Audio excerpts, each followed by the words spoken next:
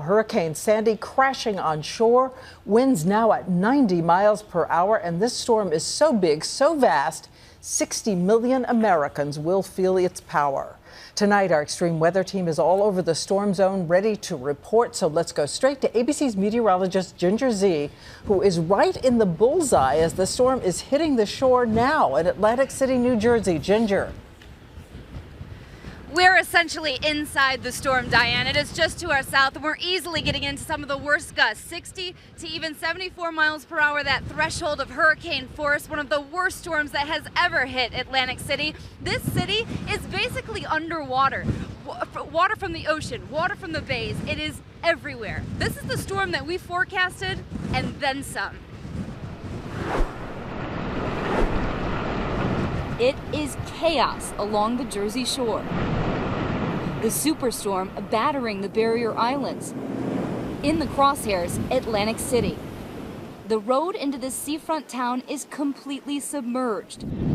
Damage started early. Massive chunks of boardwalk littering the streets. Street after avenue after cul-de-sac inundated. So we just picked one, Blaine Street, and started knocking on doors. Made arrangements with our upstairs neighbors in case the water starts coming up into our house to go ahead and go upstairs. And we've got our kids. We're just going to snuggle in a ball and hope for the best. Once the surge peaks, at high tide, waves at the shore could grow to 20 feet. Out at sea, up to 40 feet.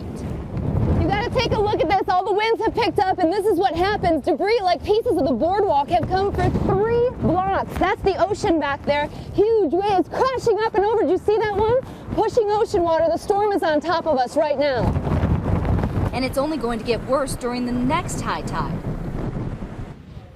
So this is taking shelter, what you're seeing right now. That's what we're doing, if you can believe it or not, one of the safest and driest places. This will be a historic storm for so many, but the storm surge is still 90 minutes away from high tide here. We'll have many more pictures throughout the broadcast, of course, but for now we'll head back to Diane. Okay, thank you, Ginger, and we'll be checking in with you throughout this 1-hour broadcast.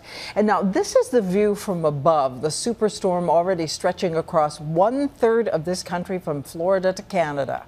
1,000 miles long, delivering the kind of rain seen once every century. The flooding waters rising for hours to come, as Ginger said, and ABC's weather editor Sam Champion is reporting now from Lower Manhattan, also about to be hit. Sam? Yes, and Diane, I'm standing in water. New York Harbor is actually over the edge here, and we're standing in it. This is, by the way, driftwood that just washed up. Now, you know, before I came to ABC News, I covered New York weather for 25 years. I have never seen water in Lower Manhattan. There is water now on the streets in Lower Manhattan. Let's show you where this storm, by the way, is going to make its move once it's now on shore. But follow this, and it's very difficult to see where the center of the storm is, but it's practically right on that Jersey shoreline. But then this storm continues to be a problem even once it's on shore, kind of stepping into that Pennsylvania border by the time we get to Tuesday. Then spends Tuesday, almost all day Tuesday, in Pennsylvania. Then Wednesday, almost all day Wednesday into Thursday in western New York State. Each one of those areas will have tropical storm force wind gusts and still some heavy rain and flooding to be delivered with this storm.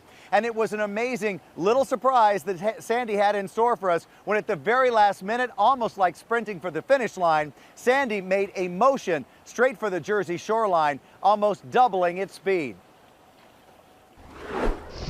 The East Coast is being pummeled with the power of a record-breaking superstorm. Oh my God, it's washing everything away! 90-mile-per-hour winds, driving rain, record-breaking high tides, and rough surf lashed the coastline as the storm made landfall in southern New Jersey. The mid-Atlantic and southern New England shores hit hard by flooding. Water lapping at the doors and sea foam piled up high on the boardwalk in Seaside Heights. In New York City, a construction crane buckled, dangling in high winds and raising the concern of other construction sites. The governor closed bridges, tunnels, and doubled the number of National Guard troops deployed. North Carolina has been pounded by Sandy for over 50 hours. Roads have been washed away, and this house in Rodanthe swept into pieces. Throughout the day, Sandy was breaking records and had one big surprise, doubling its speed and barreling toward the shore faster than anyone expected. Up and down the East Coast, residents were warned to stay home and take mandatory evacuation orders for low-lying areas seriously. This is not a time to be stupid. This is a time to try to save yourself and your family. Public transportation for over 12 million people was shut down in New York, Philadelphia, and Washington, D.C. And concerns don't ease after Sandy's landfall. More than 1 million people in 11 states are already without power, and as many as 10 million may lose electricity as the storm pushes inland. This is a record surge of water, Diane, that we're witnessing right now. If you could see on the other side of New York Harbor, one of the superlatives is the largest storm surge ever in Sandy Hook, New Jersey, right over there at just about 8 feet. And now this water is rushing over the edge of lower Manhattan. And if you think this storm was just a New Jersey coast wind maker, yes, those winds were about 90 miles per hour on the shore there, but we also had an 86 mile per hour wind gust as far north as the Rhode Island coast. Diane? Okay, Sam, we'll be checking back in with you as well. And now we go to Rehoboth Beach, Delaware. As you heard Sam say, an estimated 10 million people are at risk of losing power. And we asked ABC's David Curley to tell us what's happening there and how fast. David. Good evening, Diane. You can take a look at some of these waves back here. It is an angry, angry ocean that is coming, and it was going to be up on this boardwalk here in Rehoboth Beach. But I want to tell you about the one thing that we've been keeping an eye on, and it's this lamppost right here. And these lights are still on, still electricity. There are about $1.25 million people without power already.